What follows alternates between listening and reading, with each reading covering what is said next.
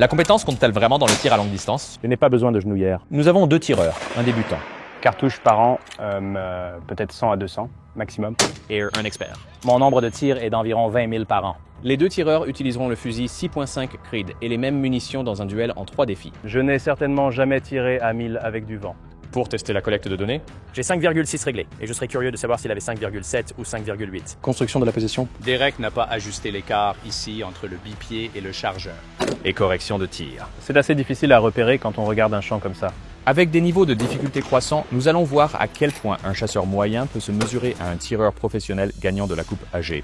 J'espère pouvoir continuer et que je n'ai pas simplement eu de la chance avec cette correction du vent. C'est Derek. Derek travaille dans le département marketing et le département des ventes pour MDT.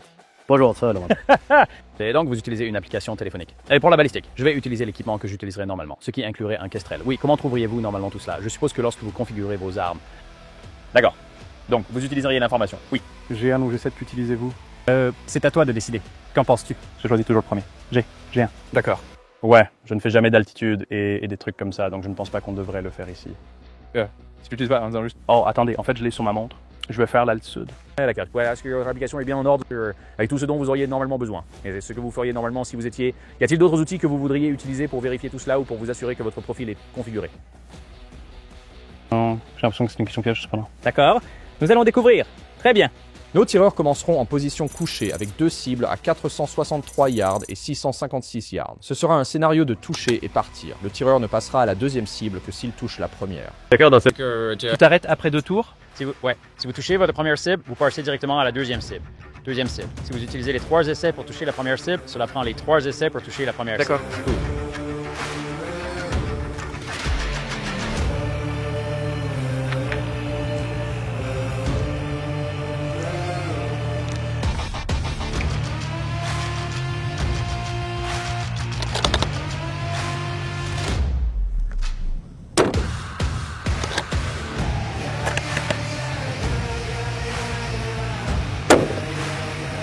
Wow.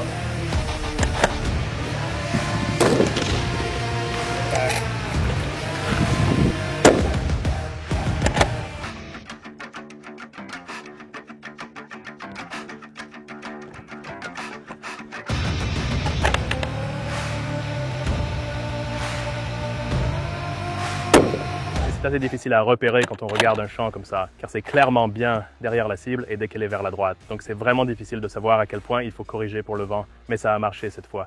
Il s'en sort plutôt bien en fait. Son premier tir a raté, suivi d'une correction. Il a dit, il est vrai, qu'il n'était pas sûr de combien il devait corriger. Il a juste dit, c'est venu beaucoup. Vu à environ 1 000, envoie-le d'un 1000 à gauche. Ah, c'est un bon début et c'est mieux que ce à quoi je m'attendais, pour être honnête, parce que c'était une correction relativement bonne et il a aussi réfléchi au prochain trou pour dire je vais juste utiliser le même maintien au vent pour la prochaine cible et voir où ça atterrit. Donc honnêtement, je pense que c'était une stratégie assez intelligente. As-tu pensé qu'il n'y avait pas de vent au départ ou as-tu juste oublié? En fait, je pensais que le vent était plutôt dans notre dos, peut-être légèrement de ce côté. Donc j'ai visé légèrement à gauche de la cible, mais je pensais que ça n'allait pas nous affecter tant que ça. Je suppose tout. Après, je regardais le Kestrel pour comprendre. D'accord, si je lançais un petit souffle, où irait-il? Et j'allais dire, il irait le long de cette ligne. Où sont mes cibles? Elles sont le long de cette ligne. Et donc, j'ai immédiatement trouvé, et j'ai probablement environ 7h30 jusqu'à 8h. Si je ne le sens pas ici, parce que nous sommes dans un entonnoir sur ces 2 points de pincement, cela peut en fait être plus vers 8h. Alors, j'ai fait un scénario rapide. Je me dis, nous avons constamment 6 maintenant et nous sommes jusqu'à environ 9. Donc cela me place entre, je l'ai juste ici, un 0,5 à un 0,8 sur la cible proche et puis un 0,6 à un 0,9 à gauche sur la deuxième cible. Alors je me dis, je teste la moitié sur le premier. J'ai regardé l'impact et c'était relativement centré. Ça m'a indiqué qu'être à 0,75 à 0,8 était au bon endroit pour mon prochain maintien. Alors j'ai utilisé cela et j'ai eu 2 impacts au premier tour. d'accord. Avec une leçon précieuse apprise sur le vent, nous relevons maintenant le défi à 800 yards, toujours en position couchée, mais maintenant avec un angle en montée. Le choix que Derek a fait en configurant son profil pourrait lui coûter cher. Je choisis toujours le premier. G1. Nous montons cette pente sur cette montagne et il y a un loup coyote à environ 833-834. Mais c'est dans une ligne de forêt très dense qui est, franchement, c'est un peu difficile à repérer. Donc, vous devez trouver le TRP ou un point de référence de cible et faire ce que vous feriez pour le trouver et l'atteindre et espérer mettre 3 balles dessus. Je n'ai certainement jamais tiré à 1000 avec du vent. La seule fois où j'ai atteint 1000 ou plus, et c'était seulement une fois, il n'y avait pas de vent du tout. Sortons celui-ci, à peu près bien.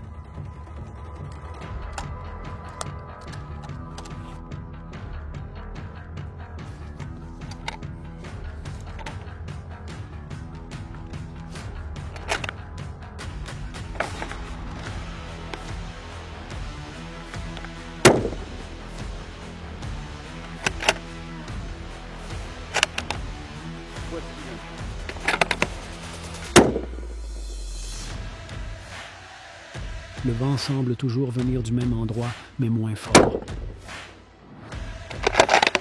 Impact, centre droit. Impact, centre droit. Ai-je tiré? Je pense que si j'avais eu un autre tir, je l'aurais eu. Quand vous commencez à prendre des tirs avec un angle très élevé, il est facile de penser « Oh, je dois atteindre un certain angle et commencer à écraser le sac ». Et je suppose qu'il a en quelque sorte construit une position qui laissait juste le bipied faire le travail et le sac devait simplement être là où il devait être. Je suis allé dans la direction opposée où j'ai essayé d'allonger le sac, d'en mettre plus en dessous que nécessaire pour vraiment enfoncer le système dans le sac. Cela évite l'un des problèmes que Derek vient de mentionner. Il disait j'étais haut, puis j'étais bas et ensuite j'étais bien. Mais c'est probablement parce que ce petit boom, le réglage fait monter un coup. C'est maintenant stabilisé et c'est peut-être aussi qu'il a bougé le fusil, l'a amené sur la cible, a envoyé un autre tir en pensant que c'était haut, visé, bas et tout d'un coup, il touche bas. Puis il est remonté et soudainement, il est bon. Une autre chose était, c'est probablement que nous commençons à voir à 800 yards la différence entre un choix qu'il a fait très tôt quand il était comme ouais, je fais juste le premier. Je cours un G1. Et il n'était pas vraiment sûr lequel. Alors, il a juste utilisé un G1. Je pense que nous commençons à voir les effets de ce choix maintenant à 800 yards, combiné avec une petite différence dans le sac et la façon dont il a installé le fusil pour tirer ce coup. Pour le défi final, nous quittons le sol pour passer à un piège à char. Derek a-t-il ce qu'il faut pour rivaliser avec le pro ou les compétences et l'expérience l'emporteront-elles? D'accord. Donc, la dernière fois que j'ai tiré depuis un piège à char, je n'ai pas du tout bien réussi. Et c'était il y a environ 3 ans. Je n'en ai pas fait depuis, alors j'espère que ça se passera bien. J'espère que ça se passera mieux.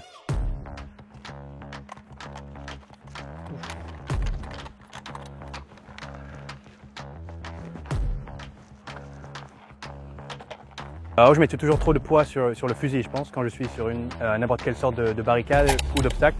Et cette fois, il n'en est pas mis assez, donc je n'ai pas pu repérer mon impact.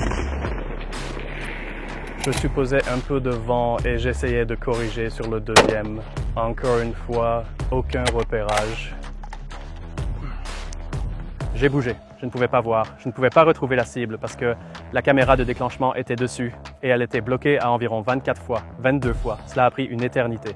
Quand j'ai finalement pu la retrouver et que nous avons enlevé la caméra de déclenchement, j'ai eu un impact et j'ai tenu environ un demi-mille à gauche, similaire à l'endroit où la cible était là. Derek n'a pas ajusté l'écart ici entre le bipied et le chargeur. Et si je fais juste une vérification rapide ici, le sac est juste à cette limite si je le compresse complètement. Donc je vais en fait le tirer un peu vers l'avant pour m'assurer que je n'ai pas de problème à mettre un sac dans cet espace. Si je retire ça, le fusil va être très lourd à l'arrière ou relativement lourd à l'arrière et cela rendra plus difficile de repérer vos tirs. Donc je vais laisser le bipied pour m'assurer que le fusil reste aussi équilibré que possible. J'ai une référence de cible, voilà mon arbre. En attente. D'accord. Sac bien aligné. Et maintenant, j'utilise le support ici, sur mon coude et sur mes mains, et vent autant que... Oh, les protections auditives doivent être mises maintenant. J'ai aussi remarqué que le vent, quand je l'ai mesuré au début, était fort. Il allait être d'environ un demi-mille à gauche. Et dès que je suis arrivé ici, maintenant le vent semble mort. Donc j'ai pris la décision sur le vif de me rapprocher d'un quart à 3 dixièmes à gauche au lieu de ce demi-mille complet à 0,6 à gauche.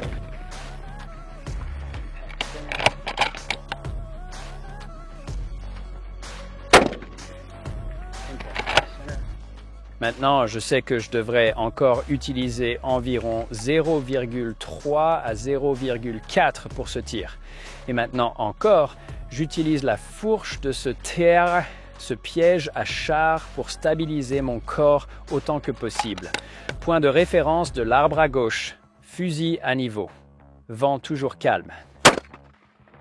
Impact. Donc, je pense que la principale différence ici, c'est que Derek a commencé dans cette position. Donc, cette position, il a commencé ici et il a retourné le sac de cette façon. Cela signifie qu'il a le profil le plus court de l'avant vers l'arrière, ce qui s'adapte entre l'endroit où il avait le bipied et le chargeur, sauf que cela va causer un peu plus de balancement. Ce n'est pas aussi stable que d'aller dans la direction longue, où j'ai un support à l'avant et à l'arrière.